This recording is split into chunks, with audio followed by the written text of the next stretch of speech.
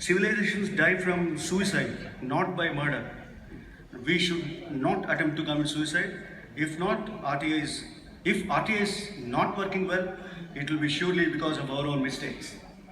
Let me talk about certain gaps. I have a change of mind. Instead of calling them gaps, I would like to say wonders. We have certain wonders. We should discuss about them in this session. First point I would like to make is the inherent scope of law of right to information is limited to right to information only. That's what we need to understand, we should realize. I'll be generally dealing with the interpretational ambiguities that are causing some kind of hindrances in activating Right to Information Act at the level of information commissions. First of all, it is not right to education. It is not right to education. It is not right to know also. We all think that जानने की सूचना मिल गई, जानने की अधिकार मिल गई. जानने की अधिकार तो नहीं है इसमें. Simply it is right to information. You can seek a piece of paper which is held by the governmental organization. ज्ञान की मार्ग नहीं है और मोक्ष की मार्ग कभी भी नहीं है. Somebody asked me, he came in second appeal. We have connected him through video conferencing, and he asked, sir, you have used ईश्वर शब्द. आप ईश्वर शब्द संविधान की शब्द है वो प्रयोग किए हैं संविधान में. इसकी परिभाषा क्या है? हम ईश्वर की परिभाषा एक पीएओ कैसे बोल सकती है? So how can anybody define Ishwar? And next his question was, what is satya? Satyameva Jayate is our motto. What is the paribhasha of satya? These are the two questions. I was really surprised. It's a wonderful question, I agree, but PIO cannot find an answer to it. So we should understand the limitation. Do we have right to question and seek answers? My answer is very, very limited.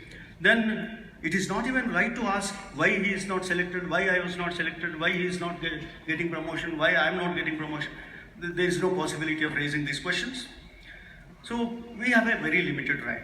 Way back in 1832, James Madison has said, which is very, very relevant even today, a popular government without popular information or the means of acquiring it is but a prologue to a farce or a tragedy, or perhaps both. In addition to this inherent limitation, I'm not saying that this is a gap. The law is perfectly intended to, aimed at, or its objective is damn clear, that it will give you the certified copy of the information which is held by the public authorities, which includes government and government instrumentalities. Nothing more than that. Then the question is, have we achieved the practical result?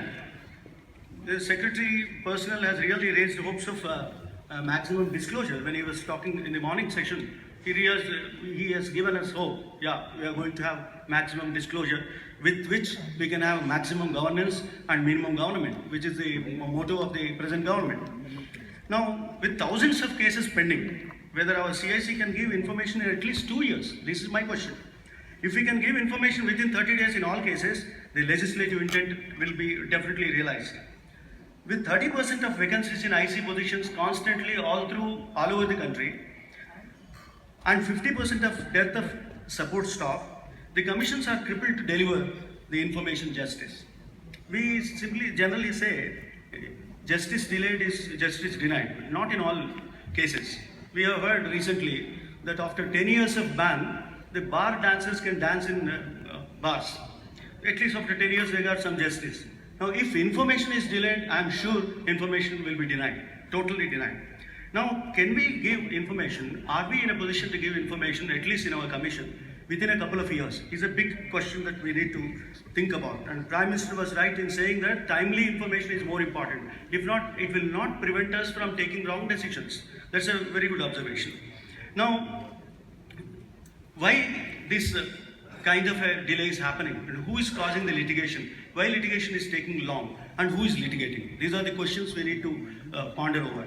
In my view, most of the public authorities who are supposed to accept that they are public authorities are raising question or claiming that they are not public authorities. This is the biggest problem, and they are raising the litigation, and the litigation is going up to any level, constitutional courts. See, the information stucks up for 30 days in PIO's office, and then it gets stuck up for a couple of months in First Appellate Authority, and there we take 2 years, and thereafter it goes to constitutional courts, and we can't say anything. So the information is getting into cold storage. Are we giving the information in time? Is it possible in prevailing circumstances to give information in time is the biggest question. Then I'd like to say the contribution of Supreme Court and judiciary is really phenomenal in laying foundations to right to information since beginning. They have not only expanded freedom of speech and expression, established and retained it from the onslaughts of executive and legislature, they have also laid foundation for right to information. And because of their judgments, we do have wonderful right to information today.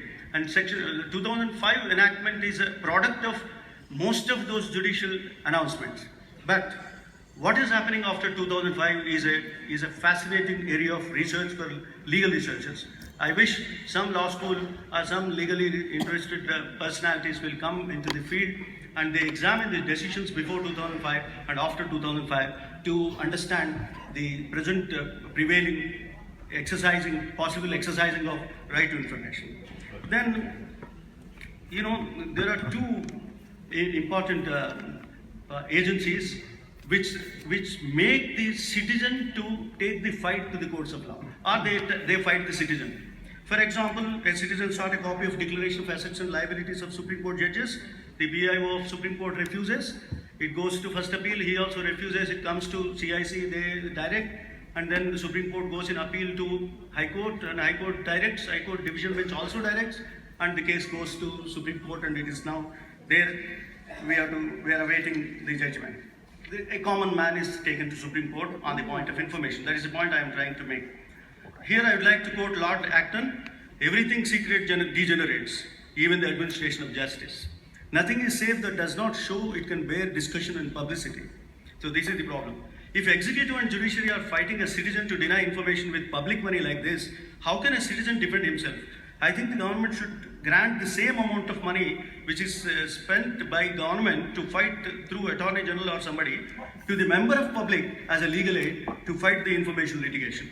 The fight of public authorities against public is a very fierce and intensive as that of a fight of a condemned prisoner fighting for his life with repeated mercy petitions and appeals before the President and Supreme Court of India.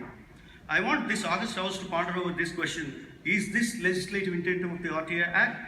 If executive does not follow what legislature said and drags a common man to judiciary, what is the scope and hope?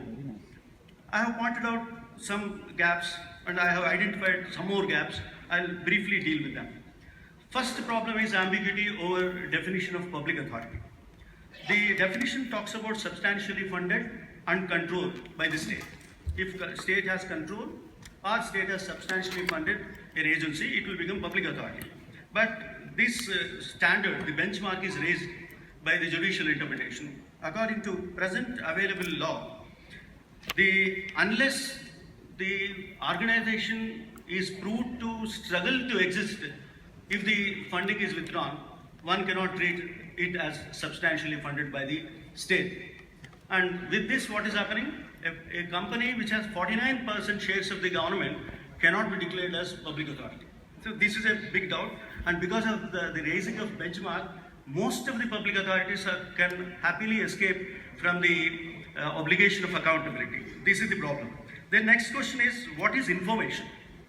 Section 2F definitely presents a very good wide scope for giving information. It has one provision to access to private information also, but the law that provided access to private information or information held by the private bodies is interpreted by the judiciary to be adopted by the commission. That means it is not Right to Information Act that we are supposed to invoke, but we have to invoke that law and those limitations. That means partially Right to Information Act will not override the other laws, which is not the intention of the lawmakers. Then there is another problem with regard to personal information. There is a proviso under section 8.1. That proviso is placed at the last of the section. The last of the section, the placing of proviso at the last of section means that proviso will apply to all exceptions that are listed above that proviso under section 8.1. But because some printer, some book has placed this provision straight away under the section 8.1J, the courts have interpreted that this will apply only to 8.1J. This will reduce to a great extent the scope of revealing information in public interest. Then major threat the RTI is facing now is that of missing file. And nobody knows. We know missed calls, but we don't know missing files.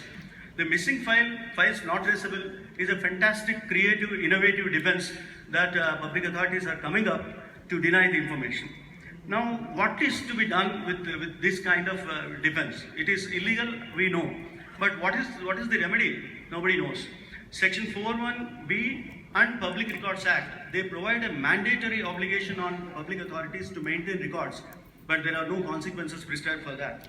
And because of this, missing file continues to be a threat. I know a friend who worked as a municipal commissioner. He told me that invariably there will be accidents, fire accidents regularly.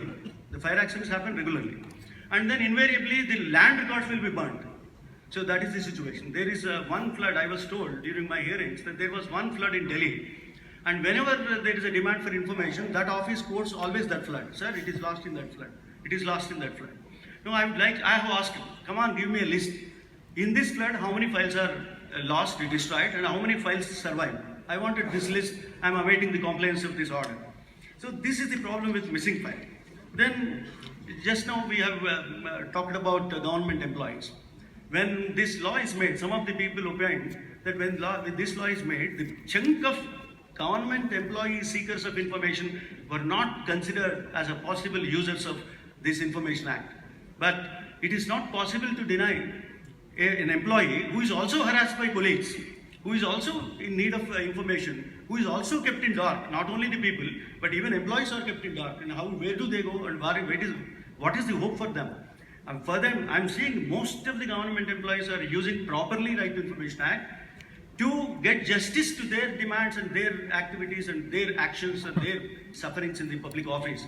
So it is not possible to keep them out of the ambit of Right to Information Act. They are equally entitled to it. But the problem comes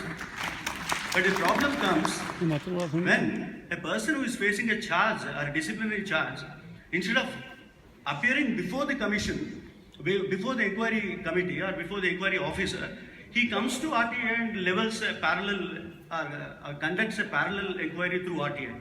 I think this is not envisaged by the law, and we have to ask the executive and public authorities to develop internal mechanisms to tackle the issues of this nature, and should not allow them to, when I say allow, we should tackle there itself, so that it will not spill over to the Commission of Information Commission, and the space which is supposed to be allocated to people should not be occupied by this kind of misuse of Right to Information Act.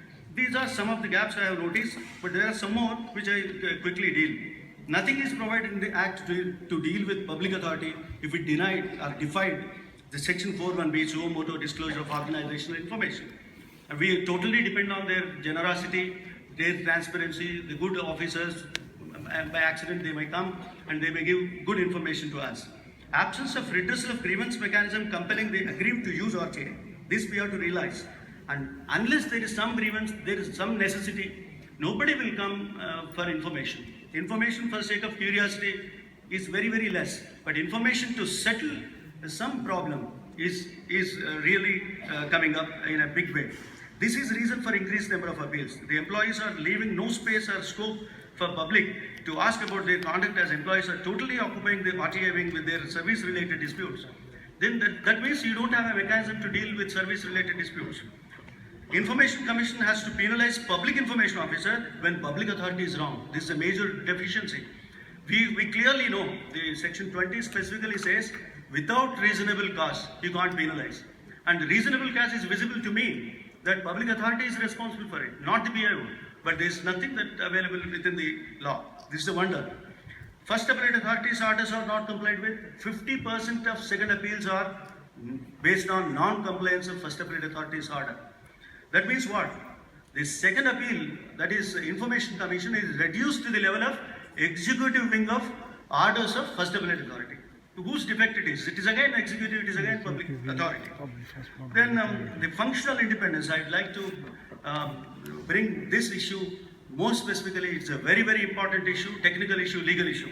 Functional independence and financial autonomy of ICs, Information Commissioners, are under cloud, which hamper the working of Information Commissions. How do you ensure this independence is the question. All these gaps encourage secrecy and close the doors and windows of transparency. Woodrow Wilson has put it very properly. Government ought to be all outside and no inside. Everybody knows that corruption thrives in secret places and avoids public places. And we believe it a fair presumption that secrecy means impropriety. I'd like to conclude saying the issues of interpretation and issues of infrastructure are impeding the information right. We need to tackle this. This is a more important aspect that we need to do. Václav Havel titled his book as Power of the Powerless. RTI is power of the powerless. RTI has potential of becoming power of the powerless, provided those in power supports it. But RTI should not become power of the powerful. Thank you so much.